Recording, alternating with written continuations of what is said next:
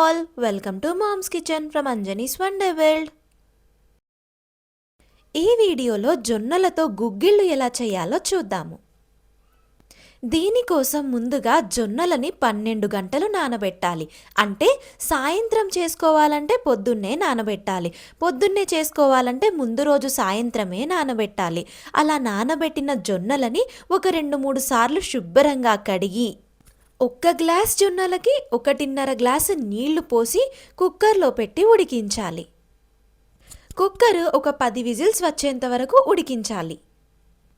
Iron, calcium, B vitamin, folic acid వంటి పోషకాలు జొన్నల్లో పుష్కలంగా లభిస్తాయి.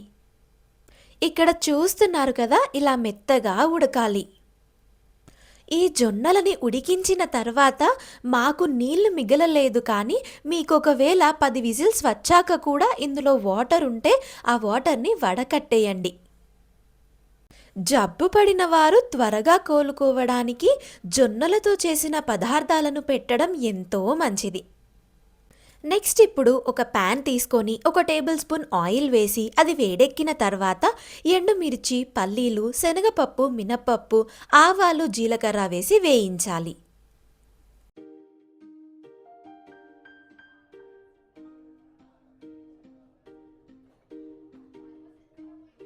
అవి వేగిన తర్వాత ఇలా కట్ చేసిన ఉల్లిపాయలు, సన్నగా తరిగిన క్యారెట్, పచ్చిమిర్చి, కరివేపాకు, వెల్లుల్లిపాయలు వేయాలి.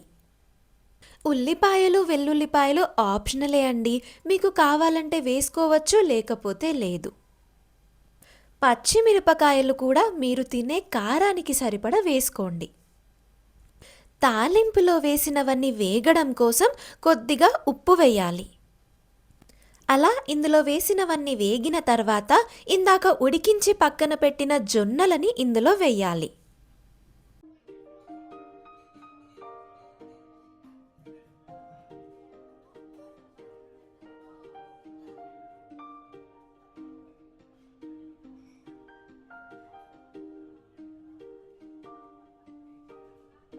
ఇప్పుడు ఇందులో రుచికి సరిపడా ఉప్పు వేయాలి. అయితే ఇందాక తాలింపులో ఒకసారి ఉప్పు వేసాము కాబట్టి ఇప్పుడు చూసి వేసుకోవాలి. ఉప్పు వేసి కలిపి మూత పెట్టి ఒక 2 నిమిషాలు మగ్గనివ్వాలి.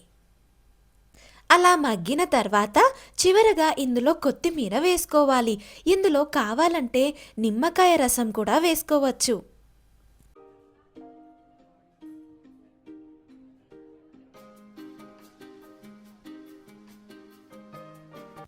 అంతే, జొన్నలతో గుగ్గిళ్ళు రెడీ.